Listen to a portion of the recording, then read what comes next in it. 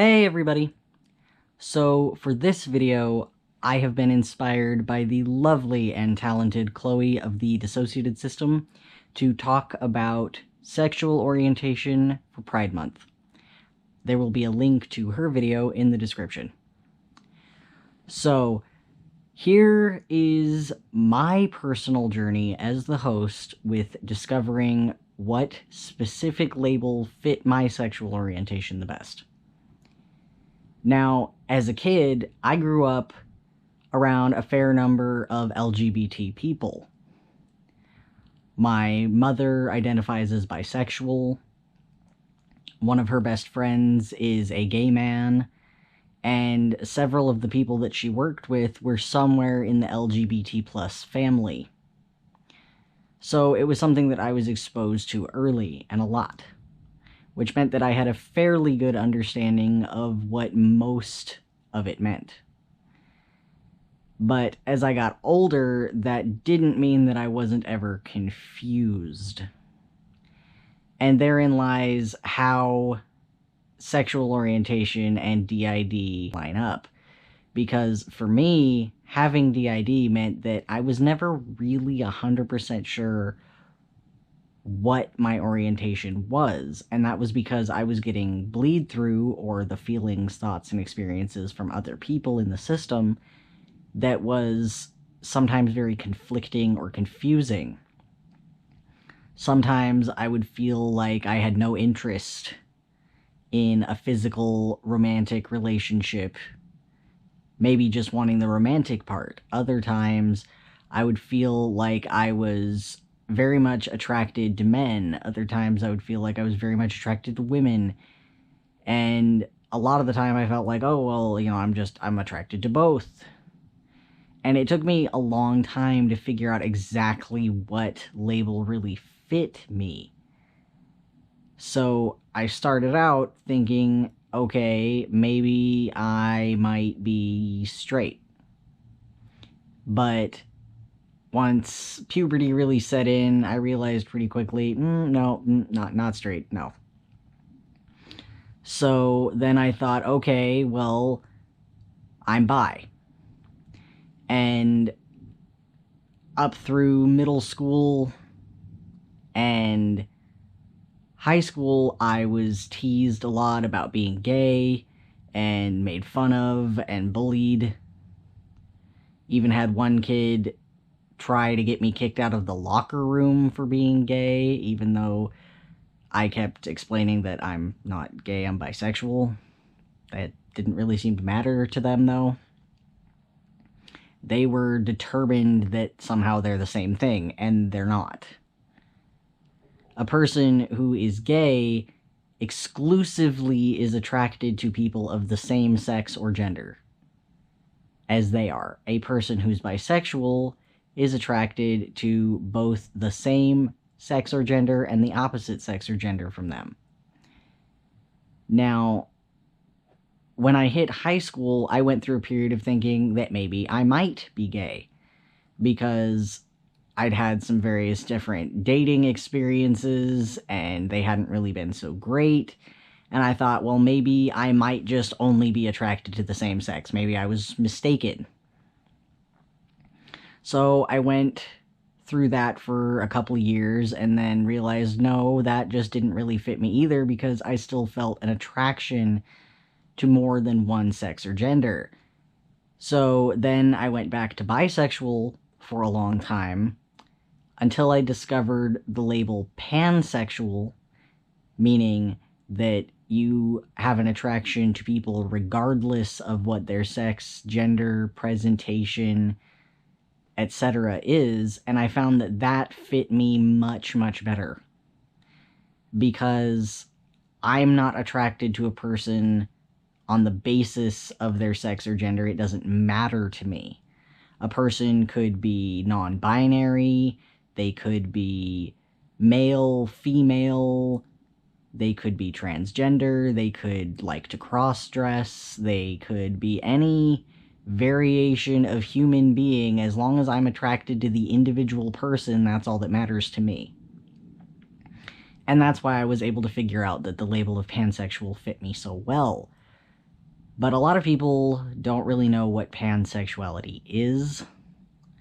A lot of people think it's the same thing as bisexual, which it's not. It's its own distinct thing that's different, and here's why.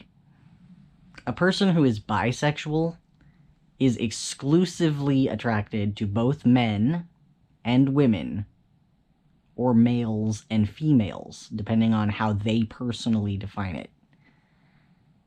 But a person who is pansexual is attracted to individual people regardless of what their sex, gender, or presentation might be.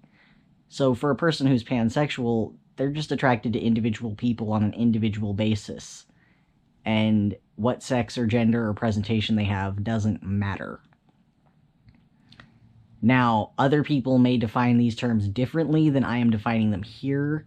These are just the terms that I have always lived with and heard, and so if anybody else has any other thoughts about these terms and their meanings, please feel free to discuss it in the comments section as long as you're remaining polite, and we will all be happy to answer any questions. Now, back to the whole concept of being confused about what my orientation was. That came from the fact that we have a very large system. Here's what that's like. System mates who have a very different sexual orientation from you.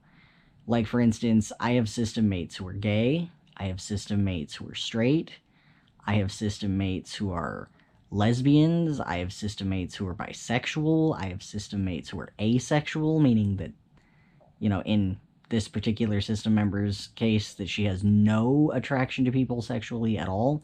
You know, there is a very large spectrum of asexuality, and everybody's going to fall somewhere differently on there, and all experiences are valid.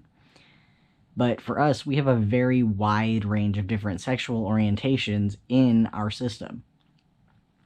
And that meant that if someone else was really close to the front, I would feel like maybe my sexual orientation lined up more with theirs, because I was getting the influence from them.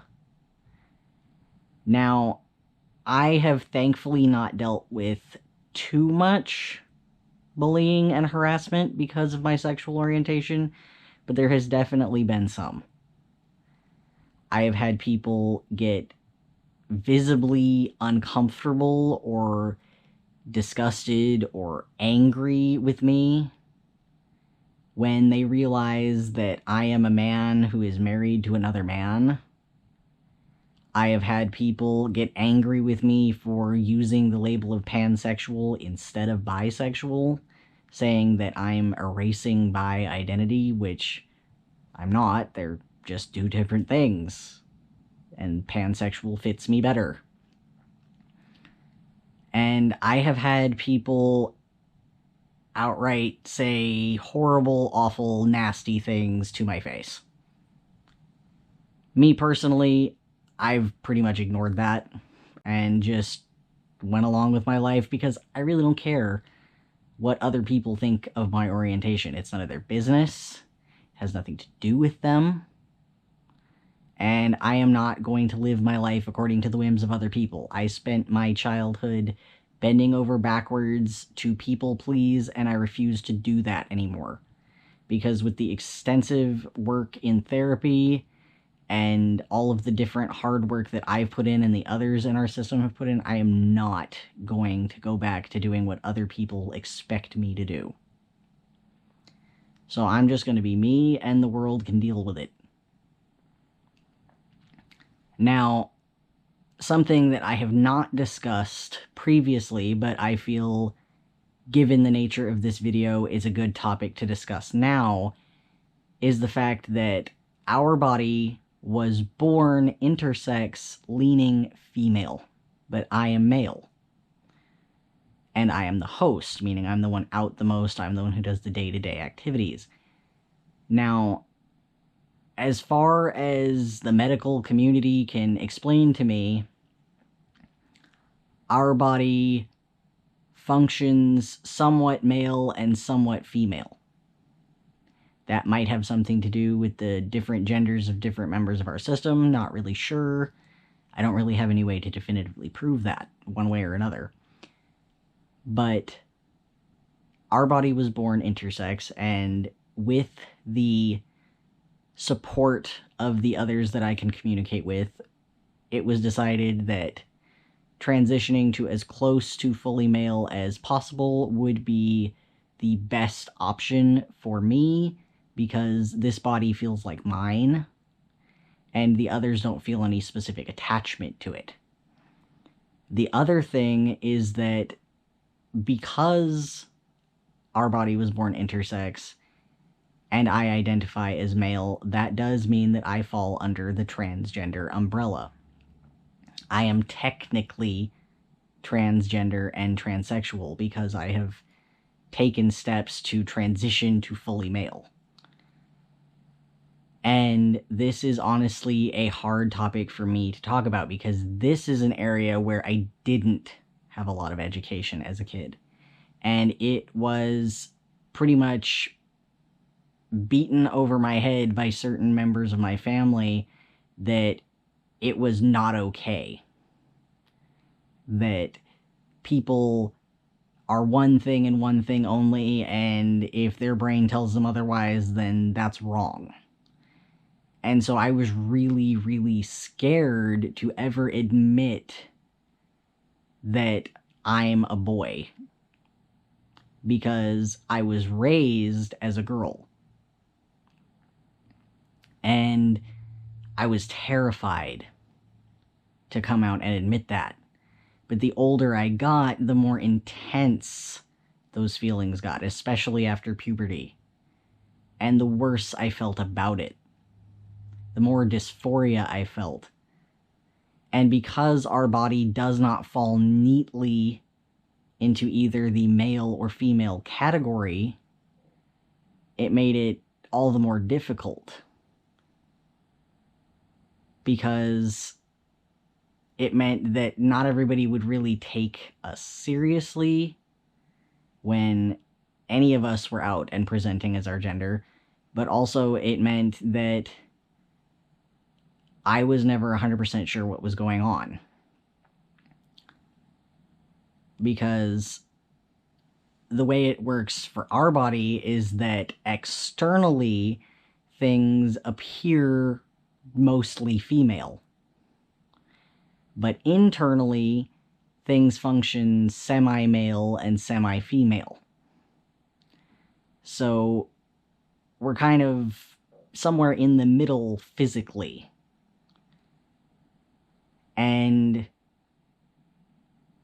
it's honestly taken me a lot of time to feel comfortable discussing this in a video, but I felt because this is Pride Month and because of the serious stigma that still exists against people who are intersex or who fall somewhere in the transgender or transsexual labels, that it was time to talk about this.